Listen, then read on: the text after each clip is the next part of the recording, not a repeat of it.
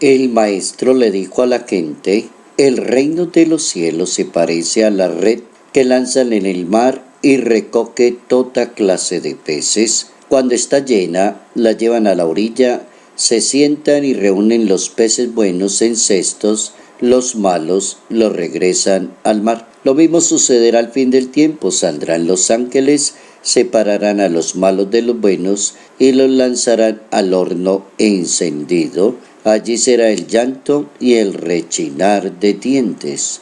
Evangelio según San Mateo, capítulo 13, versos 47 al 53.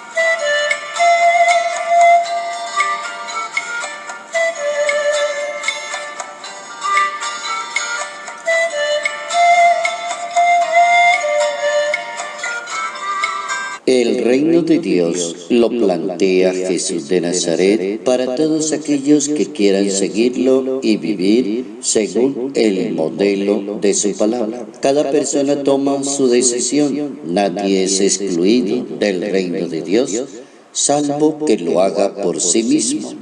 Notas amables a la palabra de Dios, jueves 1 de agosto, año 2019.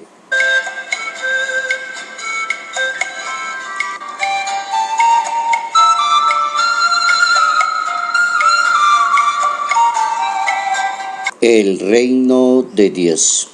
Jesucristo plantea y propone un reino y lo hace a lo largo de todo su ministerio, a lo largo de sus predicaciones y contacto con la vida de la comunidad. En el fondo está planteando el reino de su Padre Celestial y está convenciendo a la humanidad que la propuesta de Él es bastante buena, interesante, perfecta, da vida y salvación y eternidad.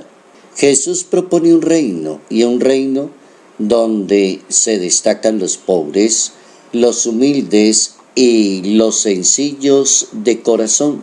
Por eso ese reino exige la conversión, y cuando inicia todo su trabajo, plantea esa frase tan importante: conviértanse porque el reino de los cielos ha llegado.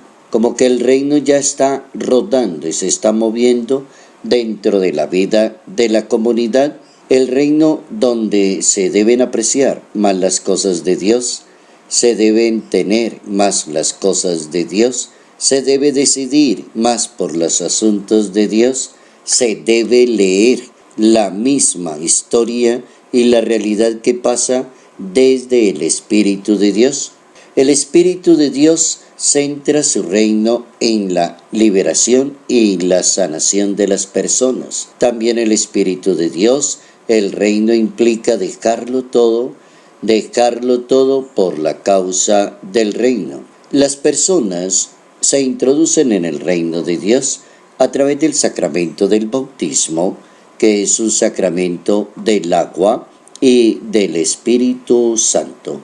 Por eso es importante entender el reino de Dios, y no se puede entender el reino de Dios si la persona no se compromete con el reino de Dios. Es como decidirse a crear un nuevo rumbo en la vida de cada persona y asimilarla de acuerdo a los valores del reino de Dios.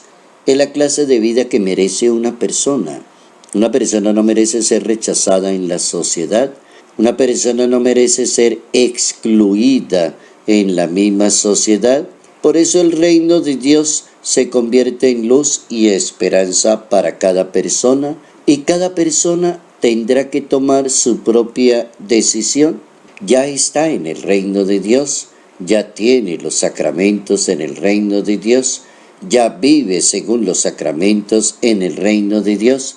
Las cosas se complican cuando las personas no se comportan de acuerdo al reino de Dios, o ellas mismas se excluyen del reino de Dios. Y por eso viene la comparación del maestro en su parábola, como que el reino de Dios se parece a coger una cantidad de peces y de pronto separar, excluir, mirar, y los que no sirven los arrojan y los desplazan. También como que vendrá el final del tiempo y como que las cosas terminarán muy mal porque las personas no entienden el reino de Dios, el reino de Dios de la paz, el reino de Dios de la justicia, el reino de Dios de la tranquilidad, el reino de Dios donde las cosas funcionan bien. El punto estaría si las personas no saben valorar suficientemente el reino de Dios. Y cuando no se sabe valorar suficientemente el reino de Dios, entonces las cosas no funcionan en la vida de la persona. La persona misma como que rechaza esa gracia de Dios, como que ya no la quiere más, como que estuvo un buen tiempo y se dejó llevar más por las cosas de este mundo, entonces renuncia, no vuelve, se acaba la espiritualidad, se acaba el apostolado, se acaba la misión, se acaba tanta cosa buena porque la persona se siente mejor con las cosas de este mundo. El reino de Dios está para servirle a la humanidad. La humanidad decide si se queda con el reino de Dios o se queda con su propia condición personal.